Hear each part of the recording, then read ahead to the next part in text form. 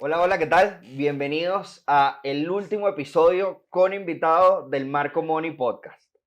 En esta ocasión tenemos una invitada muy especial que, bueno, vamos a decir que me dio un poco de trabajo buscar cómo definirla, porque, bueno, hace de todo un poco. Es periodista, actriz, comediante.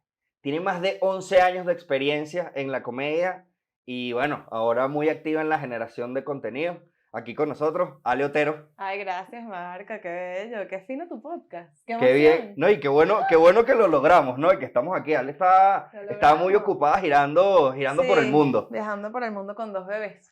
Siempre digo lo de los dos bebés para que no digan, ay, sí, no, viajando con dos bebés no es tan divertido como parece.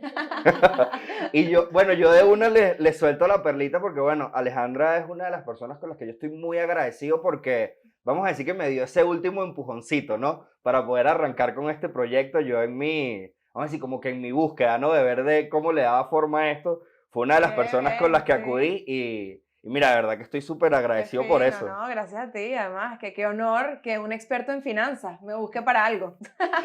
No, no, no, y que yo pensaba como que, bueno, ¿cómo hacemos para no volvernos otro de los podcasts de finanzas que ya de por sí son bien aburridos y, vamos a decir, ladillas, ¿no? Porque Sí, sí. sin duda O no sé los si temas ladilla, pero financieros, como complicado de entender, es como un tema que nada más los de finanzas los entienden. Entonces como que se entienden entre ustedes, pero hasta ahora vas muy bien. no, y que nos hemos De encargado de eso, verdad, porque es la sí. manera también de cobrar caro. Es como que si hablas un lenguaje que más nadie entiende, necesitan a alguien de finanzas. Claro, claro, es otro idioma, como los médicos. No, y sin duda es una de las banderas del Marco Money Podcast, es llevar eso a un idioma que sea digerible, ¿no? Que todo el mundo lo entienda, porque sin duda estamos todos relacionados con el tema de las finanzas, pero antes de llegar al tema de las finanzas, Ale, a mí me gustaría que me cuentes un poco de cómo fueron tus inicios en la comedia, ¿no? Es demasiado trillado, pero seguro eras la chistosita del salón, estabas ahí imitando a la gente en la casa. ¿Cómo fue eso? O sea, A ¿cómo? ver, no sé si era la chistosita del salón, pero sí me la pasaba imitando a todo el mundo. O sea, desde chiquita yo quería ser periodista y actriz. Creo que no, capaz no entendía que la comedia era un trabajo serio, por eso ni siquiera me lo planteaba. Aunque mi hermana Ana Isabel se la pasaba diciéndome que yo iba a terminar en Radio Rochela. Era como que una jodita que me tenía. Imagínate. Y que claro que terminé en Misión, Emilio, después. Pero era como algo que siempre hacía. De hecho, imitaba a mi familia, a mi hermanita. Yo llamaba a mi mamá imitando la voz de mi hermana menor y ella podía pasar media hora hablando con ella por teléfono como si fuera mi hermanita. Y ella se lo Mentira. creía todo el día. Así que, entonces era como un talento que tenía ahí, pero que no exploté sino mucho tiempo después, cuando ya entregaba al periodismo. O sea, yo me fui que si hace un posgrado a Nueva York, yo iba a ser corresponsal de guerra en África.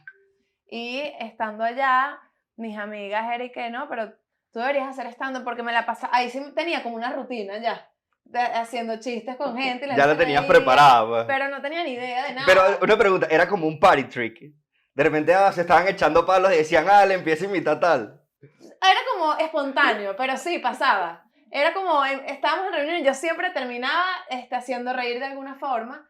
Y entonces, nada, un día volví a Venezuela de vacaciones y me puse a averiguar cómo era la movida estando acá. En ese momento estaba Carlos Sicilia con un circuito en El Molino, en el Moulin Rouge.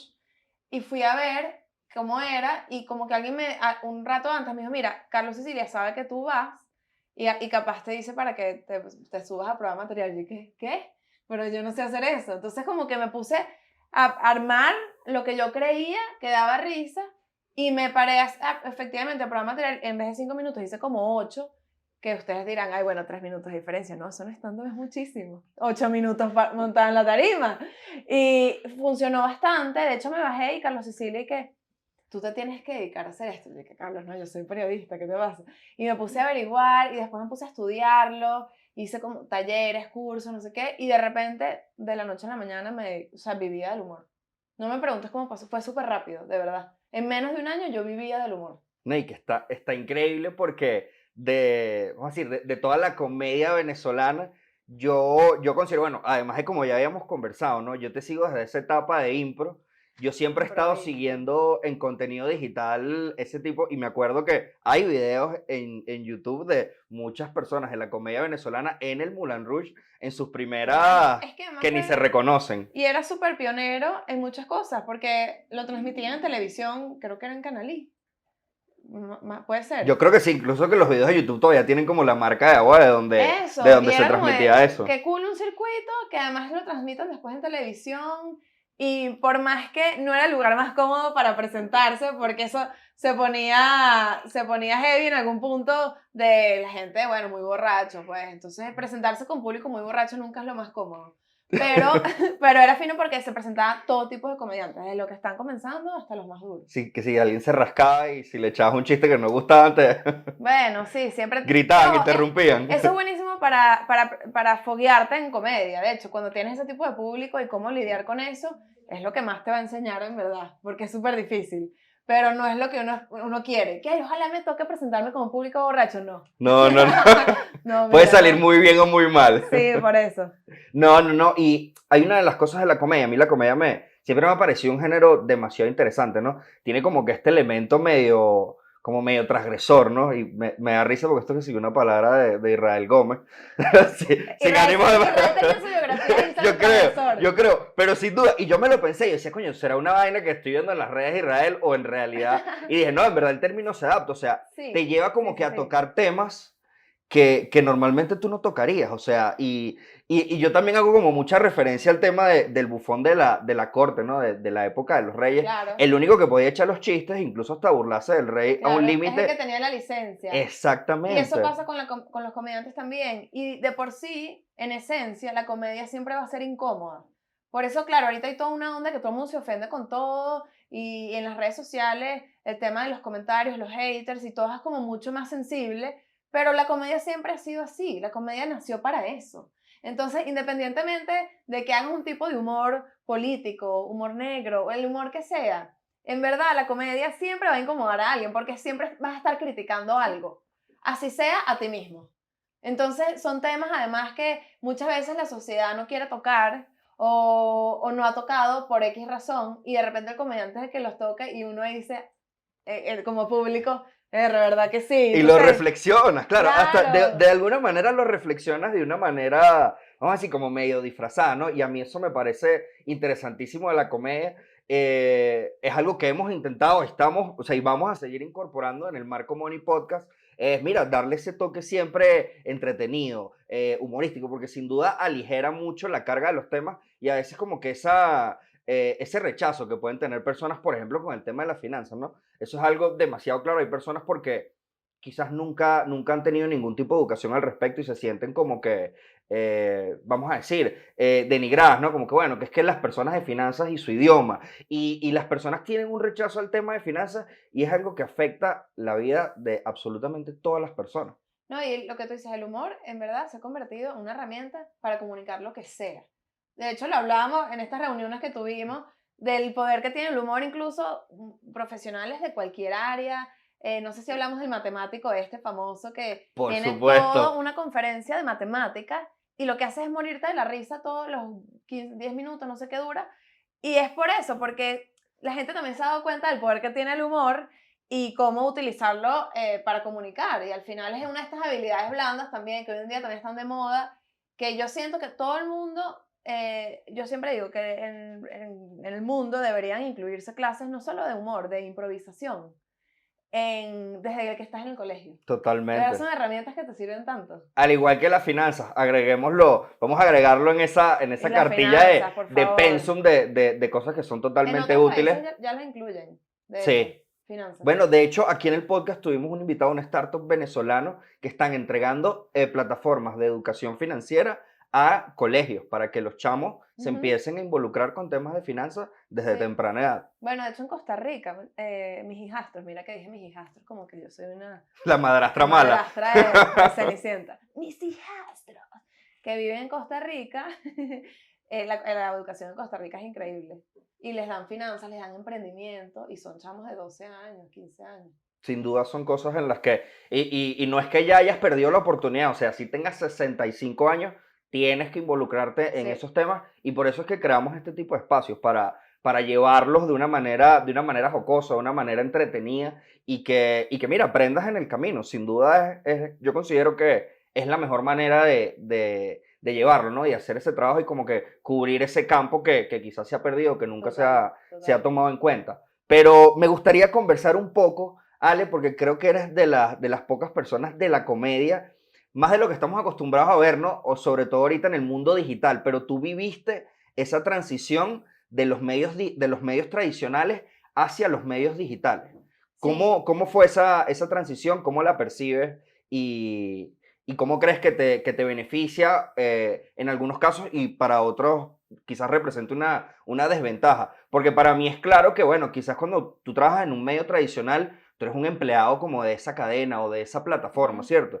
Imagino que tendrías un sueldo de 15 y último, pero bueno, tenías como un piso, ¿no? Un nivel de seguridad. Y yo creo que se traslada mucho a ese tema y a esa decisión de muchas personas de, mira, quizás emprendo en lo mío, empiezo a mostrarme en redes o voy a una compañía y busco experiencia, metodología. ¿Cómo es esa transición? Sobre todo enfocada a esa parte en la que para uno eres como un empleado, ¿no? Y tienes una estructura y en la otra estás prácticamente A la a de la, a Dios. la, a la, exacto, a la buena de Dios, pues como Sí, quien sí, diría. sí. A ver, yo creo que va más por el lado de que mi familia siempre, para mi familia siempre fue muy importante la tecnología. Y mi papá, que es director del Diario Nacional, desde siempre o sea, quería que el Nacional estuviese siempre en la vanguardia en todo lo que era tecnología. Y, por ejemplo, las redes sociales desde que aparecieron en mi casa, desde el día uno, todos nos abrimos una cuenta de Twitter, por ejemplo. Y Facebook, o sea, era como normal en mi casa. Y además mi hermana Ana Isabel, que es experta en mercadeo digital, siempre ha estado como encima de todo. O sea, cada vez que aparece una red social medio nueva, me dice, tienes que abrirte, y además trabajamos juntas ahora. Entonces Ay, está todo el día brutal. encima para que estemos siempre... Y es algo que me gusta. O sea, yo venía de los medios tradicionales, pero siempre me gustó el tema de, bueno, de eso, de estos medios, de las redes, y siempre generé contenido de alguna forma. De hecho, desde, bueno, Twitter, Vine, que nunca me hice muy viral ni en Vine, ni, bueno, en Twitter sí crecí en algún punto bastante, después lo abandoné, pero cuando llegué a Instagram fue como, de hecho, hubo un momento en el que fue un cambio en mi vida importante de pasar del medio tradicional a este, que fue cuando decidí dejar la radio. Yo estaba trabajando tenía mi programa de radio desde hace 2 años con Marilena González, Mujeres en Pelota se llamaba el programa, ahí en Hot Y tenían 94. shows también, ¿no? Y nosotros dos no. O ¿No? sea, no, hacíamos actividades de la radio a Ya, ok. veces en vivo, pero no, era el programa. Y yo quedé embarazada de Paulina. Cuando nace Paulina, yo generé todo un plan de que yo, amamantando a Paulina, yo iba a hacer un banco de leche y yo iba a ir a la radio y ella iba a dejar en mi mundo ideal, yo le iba a dejar con un tetero de leche materna y iba a hacer mi programa de radio al mes. Estaba obstinada de la dinámica y yo le dije a Jorge, ya no, o sea, que por más que Jorge, mi esposo, es demasiado buen papá y él que si él pudiese amamantar, lo Lo que le haría, faltó de fue verdad. amamantar. Él lo haría feliz, capaz lo intentó y todo. pero cuando yo llego ya obstinada, le digo, no, mira, yo creo que yo voy a renunciar, por más que me duela en el alma, porque siempre he amado la radio, creo que es el momento de dejar la radio y dedicarme a algo que me encanta, que son mis redes. Y puedo trabajar desde mi casa y me generé todo un plan para empezar a generar contenido desde ahí. Y fíjate que a partir de ahí empezó mi crecimiento real, eso fue 2018. En redes sociales, yo generando, ya tenía toda una estructura. De hecho, nos asociamos con una agencia de unos amigos que se llama BlaBla Marketing, que nos asesoraron también un montón. Y empecé a crecer y empecé a vivir de las redes. O sea, sin darme cuenta, yo en verdad lo que quería era generar contenido y divertirme con eso, empezaron a llegar clientes. Entonces, a partir de ahí, viví de las redes, por más que nunca dejé de hacer shows, de hacer otras cosas. Después montamos la escuela de humor y mil otras cosas. Pero yo hoy en día todavía puedo decir que vivo de las redes en gran parte. Y eso fue porque decidí Tomaste esa decisión. Claro, dedicarme. impulsado a un tema contextual, ¿no? A que habías tenido a Sí, Paulina. A mí, y sí, vamos a meterle un poquito de freno porque mencionaste tantas cosas interesantes que voy a hacer el intento de recordarlas e irlas abordando sí, poco sí, a sí. poco. Lo primero que a mí me parece muy curioso y que te lo iba a comentar es que yo, o sea, conozco a tus hermanas, pero nunca las relacioné como que sea, para mí eran oteros Sí. que estaban separadas. Somos súper distintas. Yo rumbeaba y tocaba a tu hermana Marité. Y yo decía, Marité, qué claro. buena la música de Marité. Luego, Sí. bueno, luego en verdad empecé a tener, sabes, que te veía en improviso, etcétera. Y luego ya un poco más grande, de hecho, bueno, nosotros estuvimos en las oficinas de Nacional donde Ana Isabel Con tenía Analyticom, ajá, claro. Analyticom y de verdad que nunca las había asociado. Y digo como que, coño, qué curioso. Aparte que, bueno, entendiendo a lo que se dedicaba tu papá y tu abuelo, dice como que, bueno, Sí. qué curiosa esta dinámica familiar en la que cuando en realidad te pones a ver, todas tuvieron ese contexto en el que, bueno, tú empezaste más orientada hacia la parte del periodismo, tu hermana Ana Isabel se fue más hacia el tema de marketing digital, pero existía como que una plataforma y algo que ustedes estaban viendo en casa, algo que yo siempre digo que por bien o por mal, para mí una de las fórmulas o mal llamadas fórmulas del éxito es que empieces a tomar en cuenta tu contexto y buscas Sí, la manera de aprovecharte y ver qué áreas de oportunidad existen ahí. Pero a mí eso sí, me total. parecía súper curioso de tu dinámica. ¿No? Decía, ¿cómo era esa casa? Me da mucha risa porque lo que no asocio es lo de Marité. Digo, ¿y cómo terminó Marité ahí DJ? Pero sin duda la rompe, pues. Totalmente. Y también creo que es una buena reflexión como padre buscar la forma de que tus hijos no odien lo que tú haces.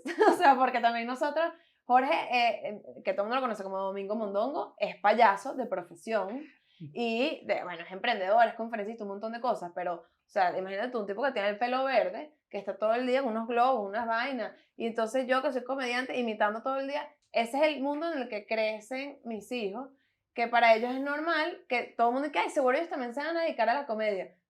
O no, O no, o la odian, no, y que no eso, ni sé. se la siembres y deja que de En ver verdad cómo lo se que desarrolla. quieran, Claro, exacto, claro. pero está bueno lo de aprovechar tu contexto para lo que sea que quieras hacer en tu vida, que al final el contexto no es hacer reír y ya, sino todo lo que hay detrás, o sea, la estructura que nosotros generamos también como equipo, como pareja, para lograr todas estas cosas que queremos lograr, o sea, esta gira que acabo de hacer no lo hubiese podido lograr si no tengo esta estructura familiar en la que Jorge, por ejemplo, se queda con los niños mientras me estoy presentando en el show, igual cuando él se presenta yo hago lo mismo, o sea, hay un equipo, hay un equipo. Totalmente, totalmente. Yo creo que eso forma parte clave en el momento en el que tomas esa decisión, ¿no? De decir como que, bueno, me voy a empezar a orientar a esto. Sin duda son factores que podrían sumar o restar. Y en el caso de que resten, pues ver cómo puedes balancearlo, ¿no? La parte familiar, sin duda es muy importante y a mí me da mucha risa. Decía como que, sin duda para Alejandra, la comedia, o sea, representa un aspecto importantísimo de su vida, a ese límite que te casaste hasta con un payaso. Suena demasiado cómico, pero es así. Sí, sí. Y que al final también tiene que ver con que en mi familia el humor siempre fue súper importante. O sea, bueno, cuando decidí cambiar de carrera, uno de mis argumentos es que, bueno, pero mi abuelo, Miguel Otero Silva, también era humorista. Y a él le fue bien y tal.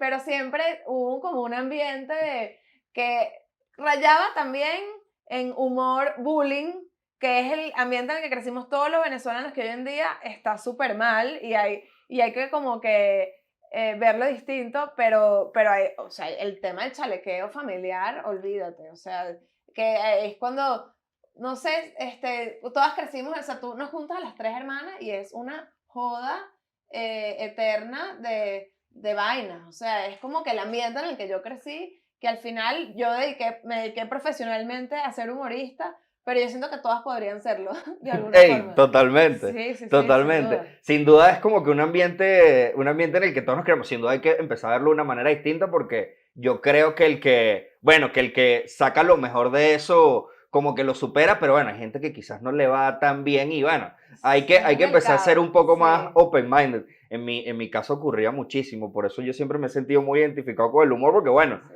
o que hacías, o te ponías a llorar, o salías más fuerte y ya cuando te chalequeaban en el colegio con la misma ya no, vamos a decir, quizás no te afectaba, es como que no, hermano, ya esto me lo están diciendo de la casa.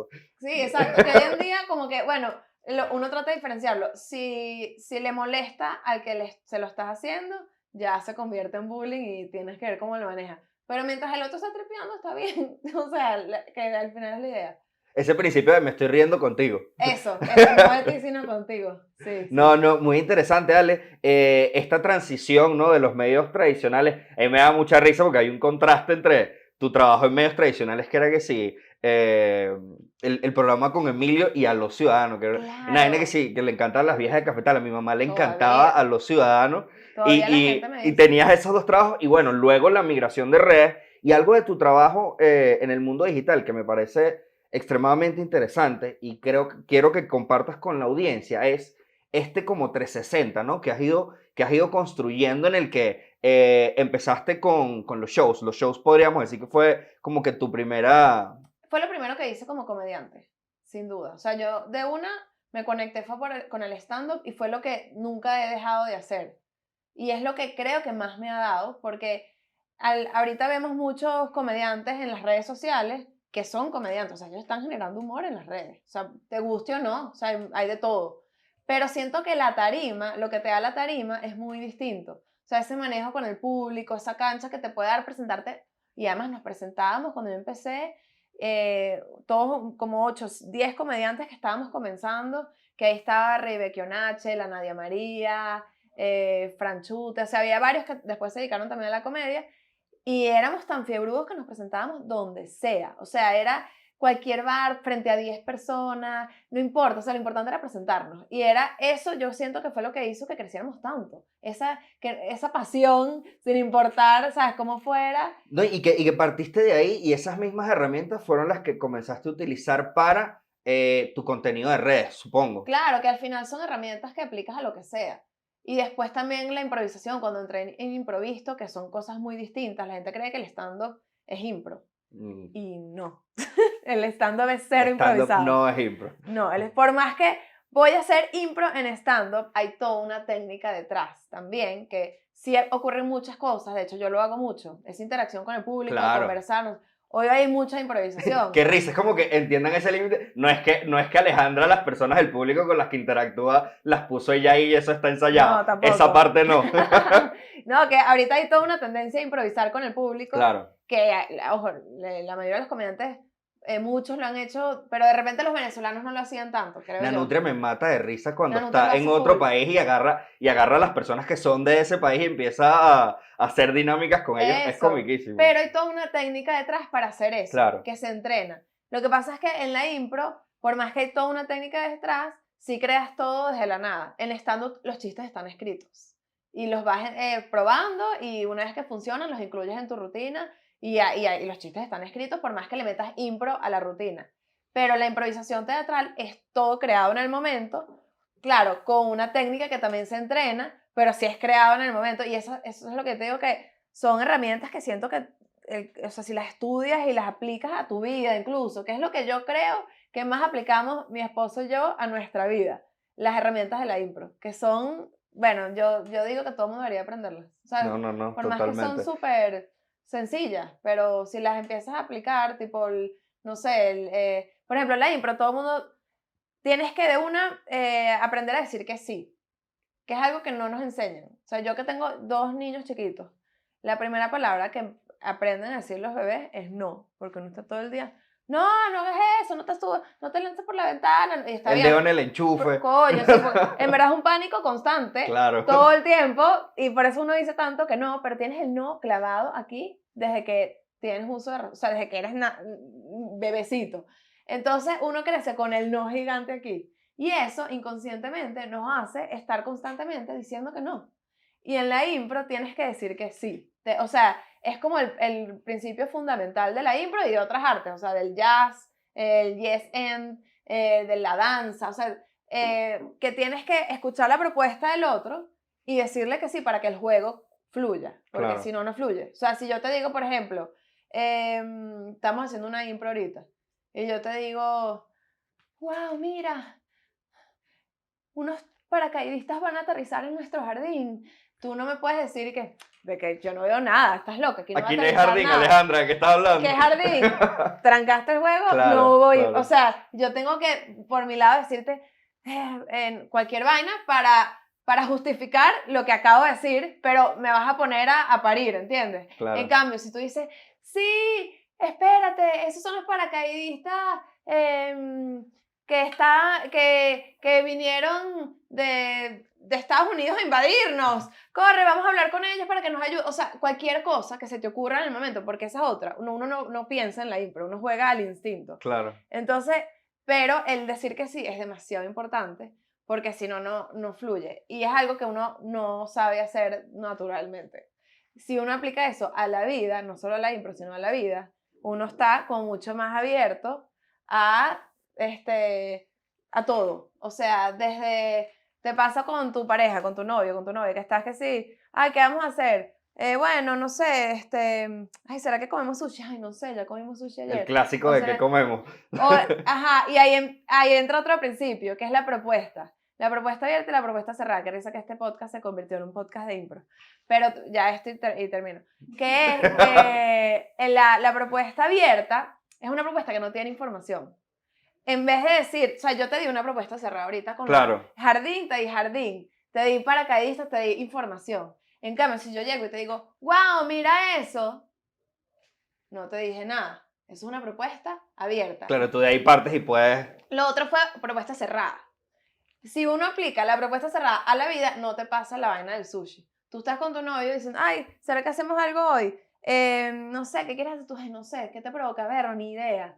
¿Qué dices tú? ¿Será que salimos? Ay, no sé, ¿será que nos quedamos en la casa? Entonces pasa 3 horas sin decir nada porque no hay propuesta cerrada. No, y capaz terminas ahí en un peo, ¿sabes? Ay, es que Y tú terminas siempre, que tú arrecho, quieres. que sí, coño, porque nunca quieres hacer nada. No, pero es que tú eres el que no quiere hacer nada porque no hay propuesta cerrada. Si tú empiezas a aplicar la propuesta cerrada a tu vida, créeme, todo fluye más. Entonces, son dos principios que parecen tontos, pero si uno los aplica a la vida, todo es mejor. Aplican para absolutamente todo. Y ahí conectamos con el siguiente elemento de este 360, que es esto de la escuela del humor. Me da mucha risa. Justo ayer estaba con los muchachos de Bla Bla porque todo se ha ido como Ah, que sí, conectando poco a ok. poco, sí, Con con Magín. Magín. Y a mí me parece interesantísimo. Y ellos me comentaban que este tipo de herramientas, me dicen, la mayoría de las personas en diplomado son personas que no se dedican profesionalmente a la comedia, sino que Sí, están integrando estos elementos y ahorita total, haciendo total. como que tu plataforma más educativa. O sea, dense cuenta de que Alejandro Otero ya es como una magnate, ¿no? Tiene un 360 que son shows, su contenido de redes, y has ido armando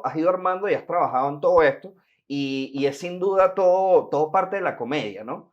Sí, todo está ligado, que eso fue algo que a mí me tocó decir en algún momento, entre, por ejemplo, de dejar para siempre el periodismo, creo que para siempre, aunque siempre el periodismo de alguna forma está, pero tuve que decir, ok, el humor, pero el humor no es solo hacer stand-up, el humor puede ser un montón de cosas, y al final lo hemos integrado, mi esposo y yo también, bueno, en todo lo que hacemos está ligado de alguna forma al humor, todo.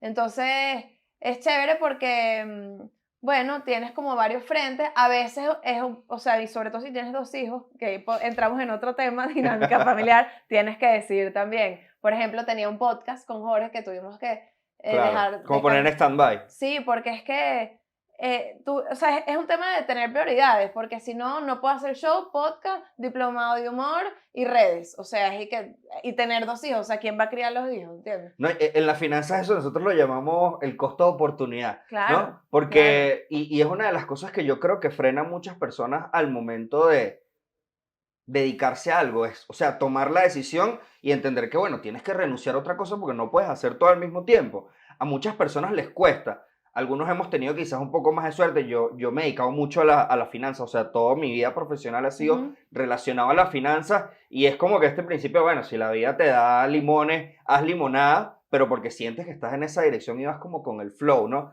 Sin duda no es como que, bueno, si la vida te está dando tomates, agarras y vas a intentar hacer limonada. No es mucho la idea. A mí por lo menos me encantaba el básquet. Me da mucha risa porque esto lo discutí. A mí me encantaba el básquet. Pero mira, o sea, soy blanco y mido como 1,74. No me puedo dedicar Tampoco profesionalmente lo a puedes básquet. forzar. Definitivamente no puedo. O no voy a llegar muy Sí, sí, lejos. sí. Entonces, saber identificar como que este flow, ¿no? Y hay algo muy interesante que quería tocar contigo porque, bueno, hablamos de la dinámica familiar, ¿no? Cuéntame un poco de cuál fue tu primer contacto con las finanzas o tu primera decisión financiera que recuerdes. Wow, ok. Bueno, yo siempre he sido como muy, o sea, y creo que la mayoría de los comediantes no somos muy conscientes de nuestras finanzas nunca.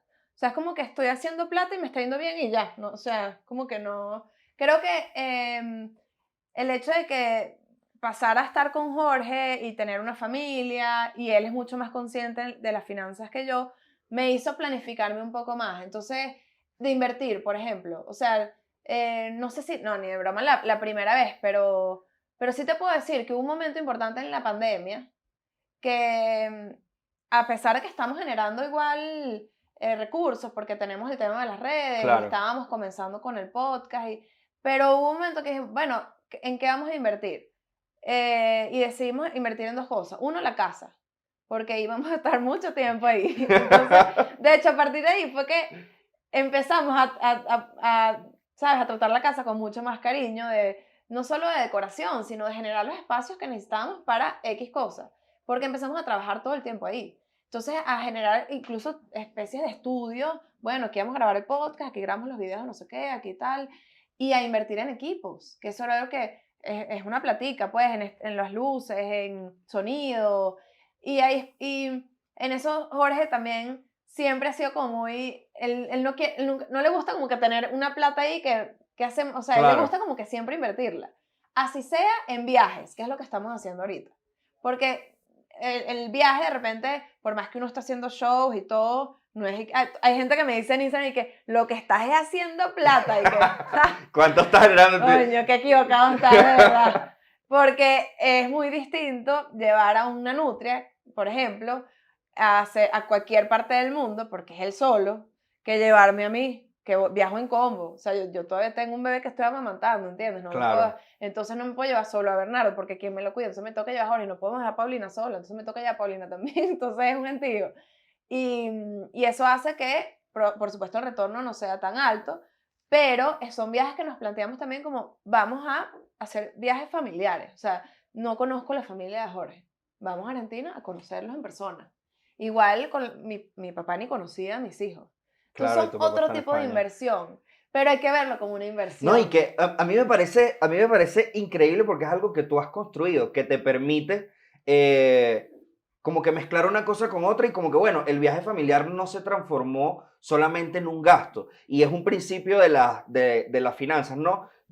A mí me gusta separarlo de dos maneras, que es todo lo que es aspiracional, como Ujú. un viaje, una inversión, cosas que aumentan tu patrimonio, y lo que son cosas como de previsión, ¿no? Las cosas de previsión que son tus gastos básicos, tu fondo de emergencia, tus seguros, etcétera. Tú has trabajado en toda tu plataforma, ¿no? Que gira en torno a la comedia y que te permite hacer este tipo de movimientos en el que hiciste un viaje familiar, hiciste un showcito y bueno, no estás haciendo billete, pero quizás el viaje se pagó solo. Eso sí, como que por lo menos logramos hacer esos super viajes, porque son super viajes de 3 semanas, a lugares increíbles en donde por lo menos no estamos gastando más de la cuenta, o sea, estamos teniendo un retorno que cubre los gastos al menos y que además estamos haciendo mucho más, porque es el tema de presentarte en otros países, otras ciudades, otros públicos, como crecimiento profesional también es increíble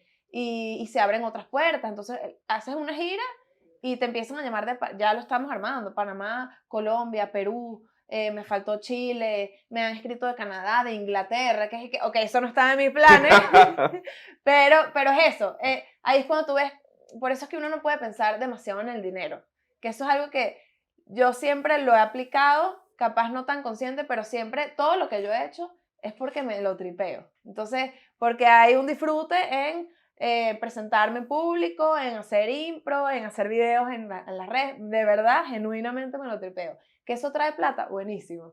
Y claro, ahorita estamos en un momento en el que capaz deberíamos meterle un pelo más de cabeza, hacer un poco más de plata porque estamos teniendo más gastos. Claro. Y eso es algo que, de hecho, hemos hablado con amigos, cómo reestructurarnos un poco, pero sin nunca perder el norte de igual tenemos que hacer lo que nos gusta. Ahí hay dos detalles muy interesantes, Alejandro. Cuando quieras Marco Moni está a la orden, ¿ok?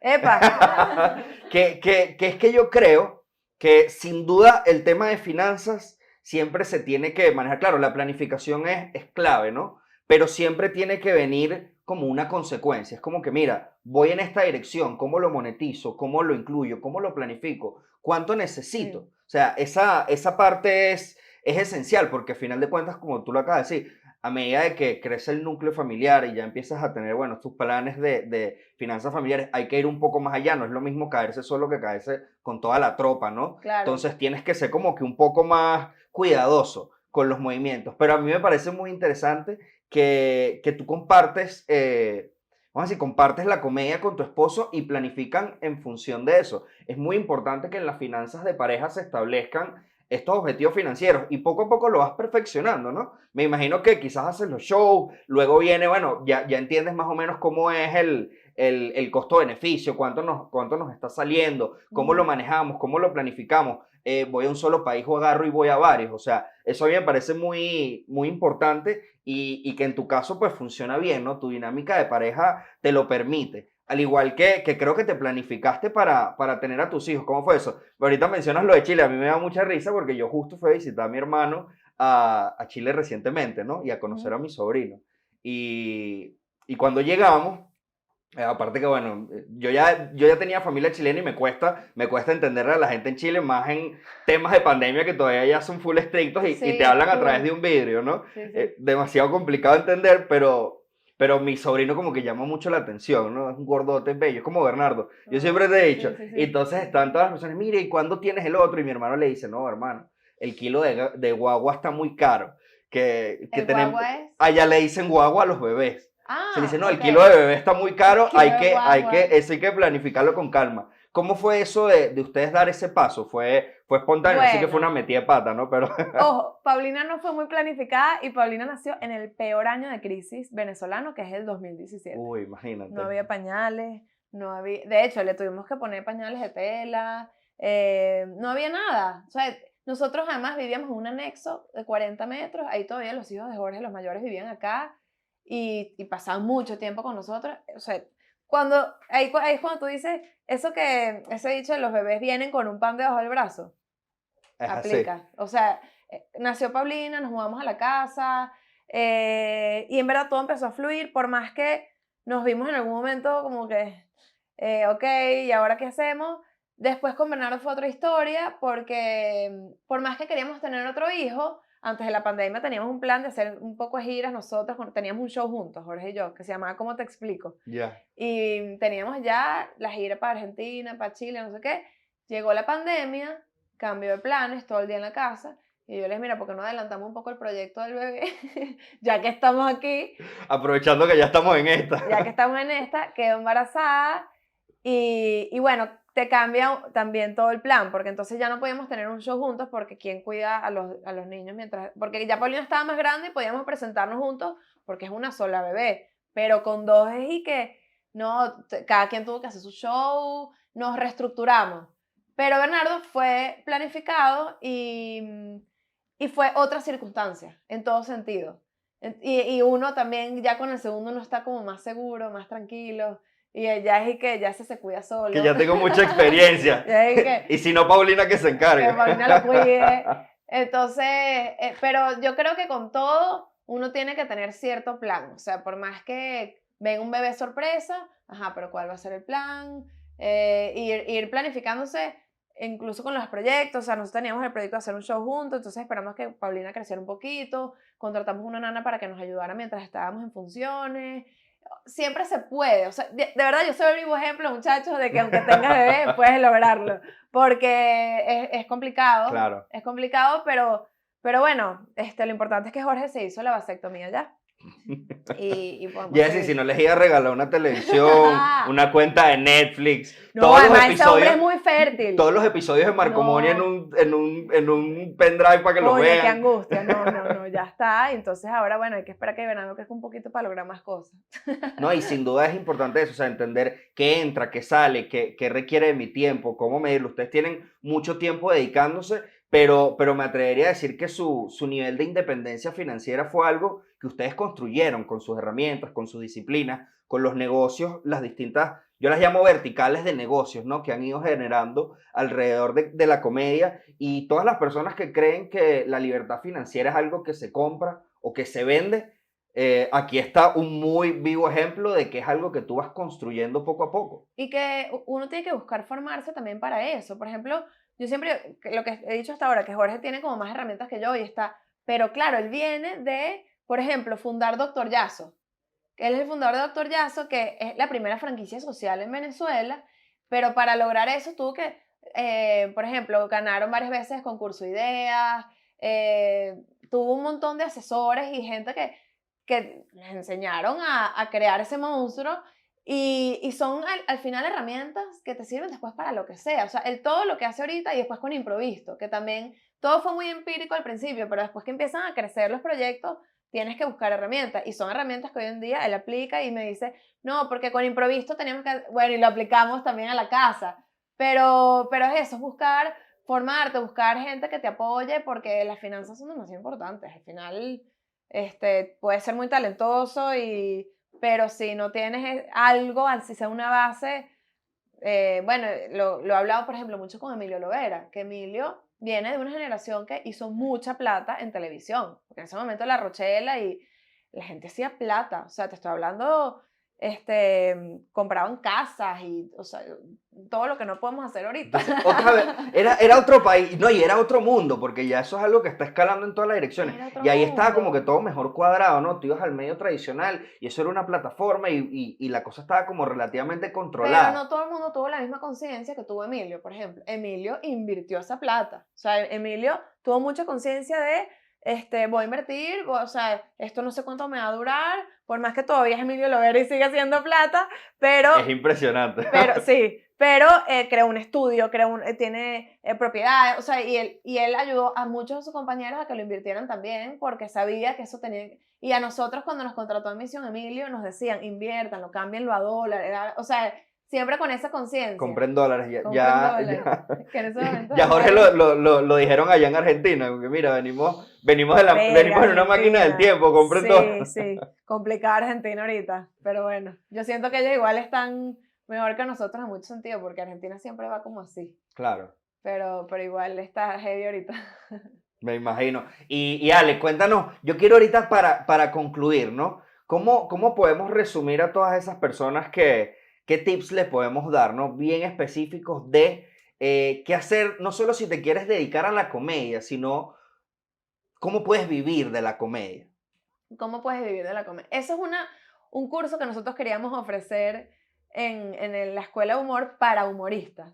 Porque hay demasiadas cosas que puedes aprender más allá de la tarima, más allá que si tú ya tienes tu show sólido, si tienes tu trabajo como comediante ya está, pero hay un montón de comediantes brillantes que no crecen más, se quedan en los shows, se quedan porque quizás no ven más allá de todo lo que pueden hacer. O sea, siento que, bueno, primero, hoy en día el mundo de las redes es fundamental para lo que sea que hagas. O sea, antes no era así y ahorita sí. O sea, ahorita, si vas a ser comediante, tienes que generar contenido en redes. Ale, yo me atrevería a decir que es como el equivalente de saber inglés hace 10 años. ¿Te acuerdas que Total, te decían, si no total, sabes inglés no vas a llegar a ningún lado? Ahora es como que totalmente. si no estás acostumbrado a esta dinámica de generar contenido, es como no saber inglés. Es muy difícil Sí, que logres construir algo más grande y lo que te entrega, ¿no? La credibilidad sí.